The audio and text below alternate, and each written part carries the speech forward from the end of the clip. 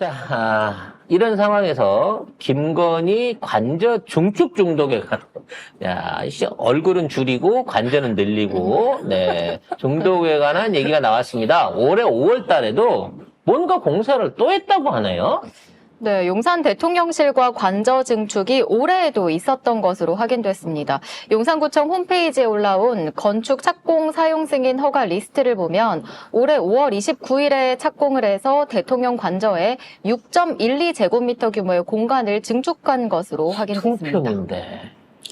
아니 그렇게 왜 이렇게 중독이네 진짜. 성형 중독이 아니고 관저 중축 중독이에요. 네. 이거 똑같은 거죠. 자기 마음에 안 드니까 계속 고치는 겁니다. 그러니까 어느 정도 자기 만족이 있어야 되는데 만족이 안 되니까 자꾸 늘리는 거예요. 즉 얼굴은 나 얼굴 너무 커 보여 그러고 깎았다가 너무 가늘어 보여 그러고 불리고 이지랄 하는 것처럼 이 있는 이쪽 관저에도 뭔가 지금 영험한 기운이 부족한 것 같은 거야. 그래서 이쪽 방향으로 신령상 하나 놔야 되겠다. 이쪽 방향으로 선녀상 하나 놓자 이러면서 내가 보면 방위를 따져가지고 계속해갖고 추가로 신당을 짓고 있는 거밖에는 이해가 안 돼요. 근데 이게 또 이상한 게 이게 공사를 시행한 곳이 전북에 있는 원탑 종합 건설이고 그 설계 사무소는 디딤 건축 사무소인데 근데 여기는 이제 뭐 시공사가 그냥 수주는 그냥 있대요. 근데 수주는 있는 건데 되는 데인데 기본적으로 이제 한옥공사를 크게 할 수 있는 종합건설을 가진 업체가 몇 개 없어요. 그래가지고 대한민국에. 그 가서 물어봤는데 어떻게 알았냐 하니까 지난해 그 원탑 종합 건설의 이 대표가 지난해 열린 광주 비엔날레에 한옥 전시한 거를 보고 대통령실에서 연락이 왔다. 그래서 수의 계약으로 8천만 원에 싸게 해준 거고 공사 2달간 했다. 2평에 8천인데 싸? 그래서 그 한옥 전시를 보고 마음에 들어하는 사람이 김건희냐고 물어보니까 왜 자꾸 여사님을 거기에 가져다 대느냐. 여사님이든 대통령실이든 한국 문화를 알리기 위한 일이지. 이 사람 무슨 교회 다니는지 대충 짐작이 나오네. 국민 세금 사적으로 마음대로 사용하는 것은 아니라고 생각한다. 이거는 거의 김건희가 전화했다는 소리 아닙니까? 요거는 이제 100% 건진 발이죠. 네. 근데 알고 보니까 이 한옥 전시가 원탑 종합 건설의 작품이 아니었습니다. 근데 이 사람 뭔 말을 한 거지 도대체? 그러니까 이제 원탑 종합건설이 한옥 전문이잖아요. 한옥 전문으로 하는 사람들이 가장 일을 많이 따는 분야가 어딜까요? 절입니다. 절. 반드시 불교계와 연결이 있는 골이겠죠. 어허. 네. 그러면 한옥 형태의 어떤 독립적인 건물을 원했을 거예요. 그러니까 이거를 내부를 한옥풍으로 하려고 하면 여기를 끌어들이는 건 안 했을 것이고 아마도 별도로 어떤 그 조그만한 2평짜리 한옥을 지었을 걸로 봐집니다. 여러분 기억 안 나세요? 대통령실 안에 이번에 왔을 때 계집처럼 지어져 있던 집 있죠. 뭐 이상한 건조물 같은 거죠. 누가 봐도 이거 신당 같은, 삼신당 같이 보여진다 하는 저는 그 건물이 아닐까 저는 의심을 해보고 싶어요. 네. 그거를, 급하게 지었다는 거 아니에요. 올해 5월 달에. 왜냐면 그때 내빈 온다 그래가지고, 그때 급하게 지어서 거기 자랑한 거 아닙니까? 그래서 우리가 언제 이런 걸 지었대? 아니 뭐 저거 마당에다 저런 거 정원에다 따로 지은 거니까 저런 거 막 지어도 돼? 라고 하는 의심을 던졌고 아마도 건축 허가를 그래서 급하게 불법 증축이 아닌 걸로 하기 위해서 내지 않은 저는 아직까지 이제 시기는 비교를 안 해봤습니다만 그런 생각이 좀 들어요. 그래서 저걸 갖다가 우리가 그때 이제 해외 가서 개 받아왔는데 키울 데 없다. 우리 그 얘기할 때 이 얘기를 했거든.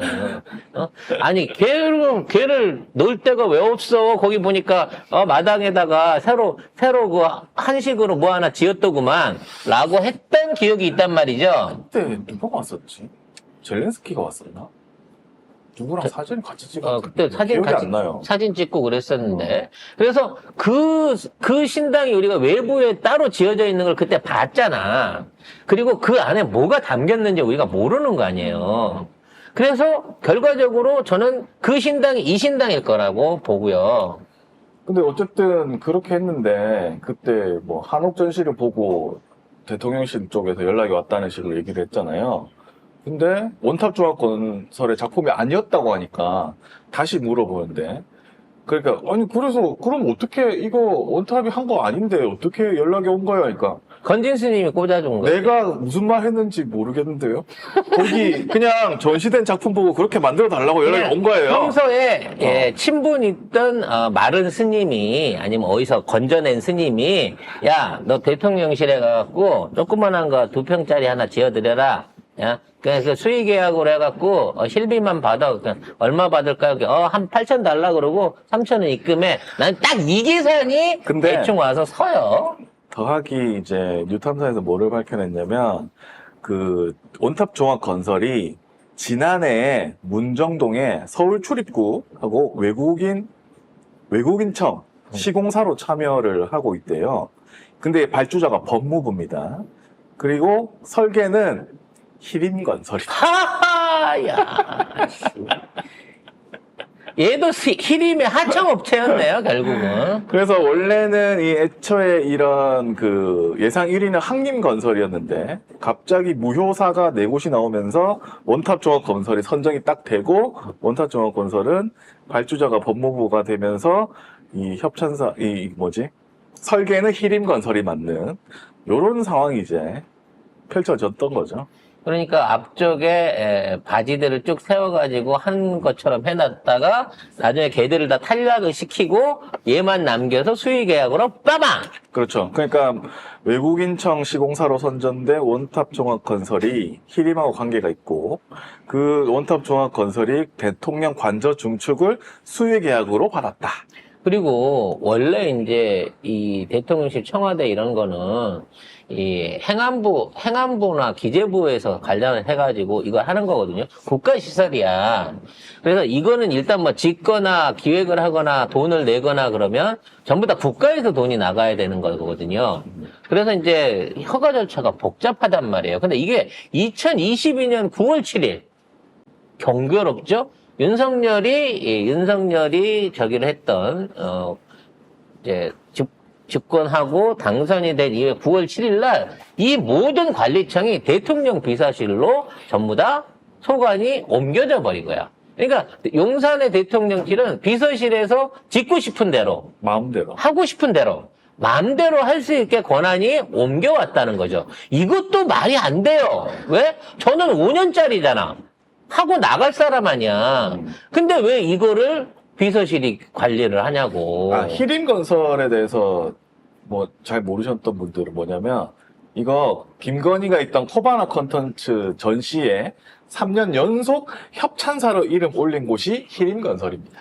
그리고 대한민국에서 발주되고 있는 공공건설물 그리고 심지어 아직 설계도 안 나온 공항에 있는 터미널까지 또는 해외에서 발주하고 외교부가 해외에서 발주하고 있는 뭐 외국 공항의 어떤 터미널 이런 것까지 전부 다 지금 대한민국의 주요 공사들은 히림이 싹쓸이를 하고 있어요.